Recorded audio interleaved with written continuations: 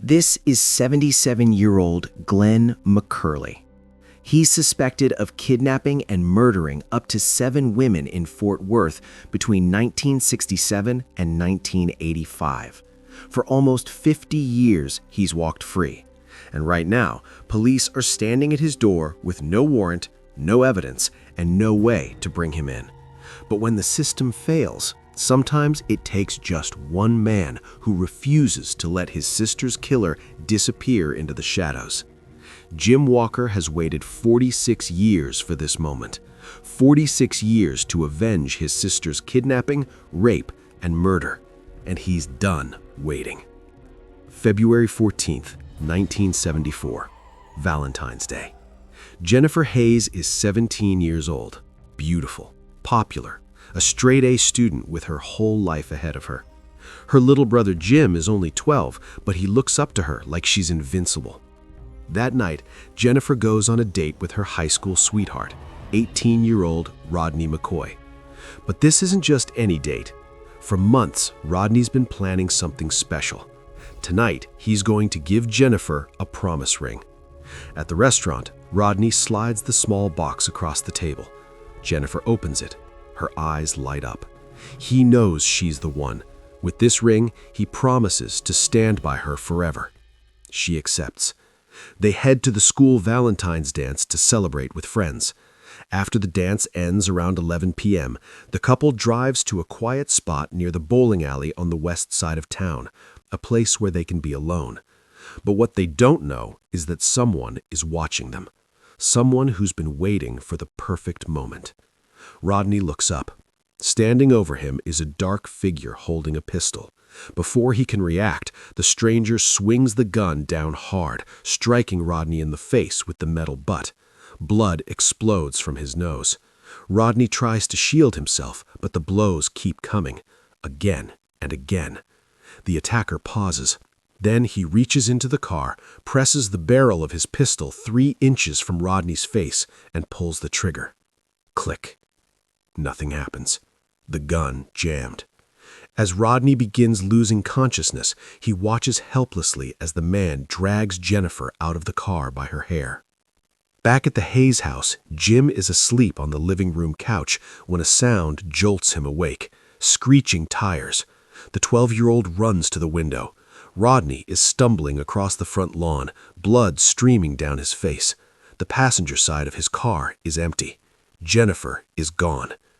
The family rushes outside.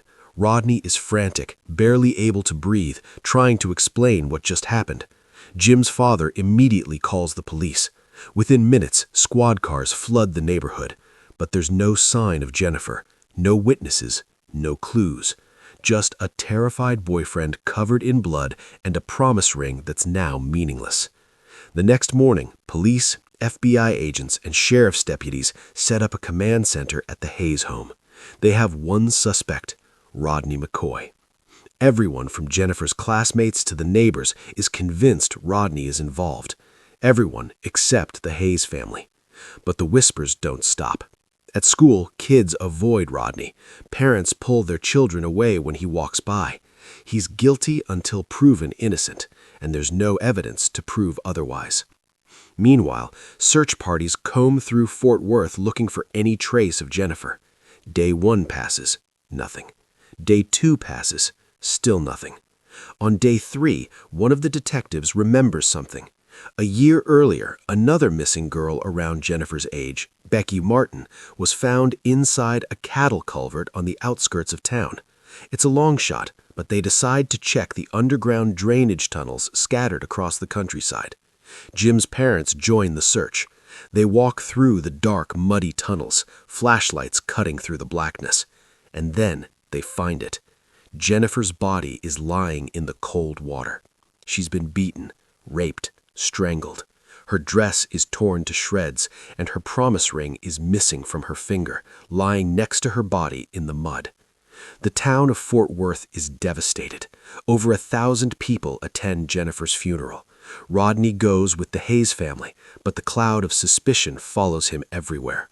He can feel the judgmental stares. He walks to Jennifer's casket to say goodbye one last time. As he looks at her, he notices something. The ring. The promise ring he gave her is gone from her hand. He breaks down. This is his last day sleeping in Jennifer's bed at the Hayes house. Right after graduation, Rodney moves to Alaska to work on an oil rig. He never returns to Fort Worth. With Rodney gone, Jim feels more isolated than ever. His family is consumed by grief, but Jim only feels one thing: rage. Night after night, the 12-year-old boy lies in the freezing tunnel, waiting, but the killer never comes back. Years pass. Jim applies to the police academy as soon as he's old enough. He's accepted, but during one of his exams, something goes wrong. His vision is blurry. Doctors diagnose him with a rare genetic condition. He's going blind. Jim's dream of becoming a detective and solving his sister's case dies. His hope dies with it. Decades pass.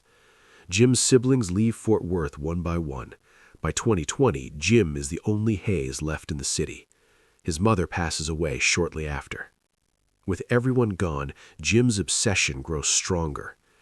Every year, he does the only thing he can do. He calls the Fort Worth Police Department and begs whoever answers to reopen Jennifer's case.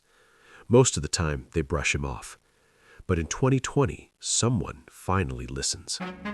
On the other end of the line is Detective Leah Wagner, the new cold case investigator. Wagner decides to reopen the case. After 46 years, Jim finally has hope again.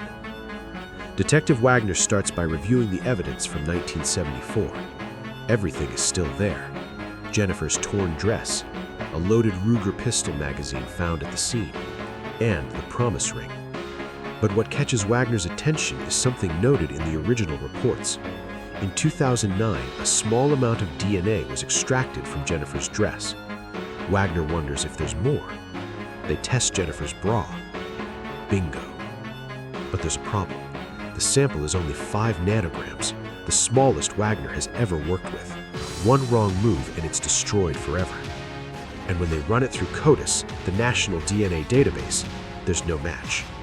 Wagner knows of one last option. A private lab in Houston has developed cutting-edge technology to identify suspects using tiny DNA samples. But using it means consuming the entire remaining sample. If it doesn't work, they're done. Wagner and Jim decide to take the risk. Weeks later, the results come back. Wagner has a name: Glenn McCurley. She recognizes it immediately. Suspect number 22 from the 1974 investigation. Back then, police questioned every registered owner of a Ruger pistol after finding a loaded clip at the abduction scene. McCurley was one of them. He even took a polygraph test and passed. But DNA doesn't lie. Wagner sends an officer to McCurley's house. Glenn McCurley answers the door. He's 77 years old now, frail, gray-haired. At first, he's calm, almost amused, but his tone shifts once Wagner starts asking specific questions about February 14th, 1974. His eyes narrow, his jaw tightens. Then his wife, Judy, speaks up from behind him. He tries to build an alibi for the night Jennifer was taken, but his wife keeps correcting him. McCurley has the right to refuse Wagner's request for a DNA sample, and he does. But Wagner won't let that stop her. That night, she sends officers to dig through McCurley's trash. They find a McDonald's straw. They test it. It's a match. On September 21st, 2020, Glenn McCurley is arrested for the murder of Jennifer Hayes. During the interrogation, McCurley sits in silence for hours. Finally, he speaks. He admits he killed Jennifer. But when Wagner asked where he left the body, something strange happens. He starts giving directions to a completely different location, near a building, but that's not where Jennifer was found. Wagner realizes what this means. Jennifer might not be his only victim. When she presses him for answers, McCurley shuts down completely. He won't say another word. For Jim, the feeling of defeat is familiar. But this time, something is different, because Jim isn't just thinking about Jennifer anymore. He's thinking about the other families, the other victims. Since Jennifer's murder, Several women and girls had been abducted and killed around Valentine's Day in Fort Worth, all unsolved. And now another family is painfully aware of these facts, the McCurleys. A few days before the trial, Glenn McCurley's son, Roddy, visits his father in jail. He's desperate for answers. But when Roddy looks into his father's eyes, he sees nothing. On August 19, 2021, Glenn McCurley's murder trial begins in Tarrant County. The courtroom is packed. Jim sits in the front row. He can't see much anymore because of his blindness, but he can hear everything. Rodney McCoy returns to Fort Worth for the first time in 47 years to testify.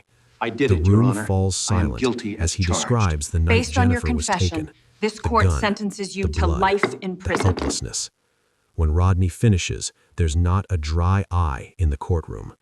But Jim notices something else. The McCurley family is sitting nearby, and they're crying too. Jim has lived with Jennifer's murder for 46 years. For the McCurleys, this horror is brand new. Despite everything, Jim knows what he has to do. After court adjourns for the day, he approaches Roddy McCurley. They embrace. The next day, Jim and Rodney sit next to the McCurleys in court. Together, all the victims and survivors form a united front. Roddy locks eyes with his father as the judge enters. And then, something shifts in Glenn McCurley. He leans over and whispers something to his attorney. The attorney walks straight to the judge. Court is immediately adjourned. When everyone returns, Glenn McCurley stands up. Judge Elizabeth Beach immediately sentences him to life in prison. Families finally let their emotions show. To mark the end of the case and Rodney's return to Fort Worth, Jim and Detective Wagner have one more surprise. They hand Rodney a small box. Inside is the promise ring, the one he gave Jennifer 47 years ago. Today, Jim remains close friends with Detective Wagner, Rodney McCoy, and even Roddy McCurley. He stands by Roddy, helping him find peace and move forward, just as he's learned to do himself. Glenn McCurley, now known as the Valentine's Day Killer, is suspected of murdering between 4 and 7 women and girls in Fort Worth between 1967 and 1985. Those cases remain unsolved, but there's hope. Senator John Cornyn is now pushing the Jennifer Hayes Act through Congress. Jim Walker spent 46 years searching for his sister's killer. He never gave up, and because of that, Jennifer Hayes didn't die in vain.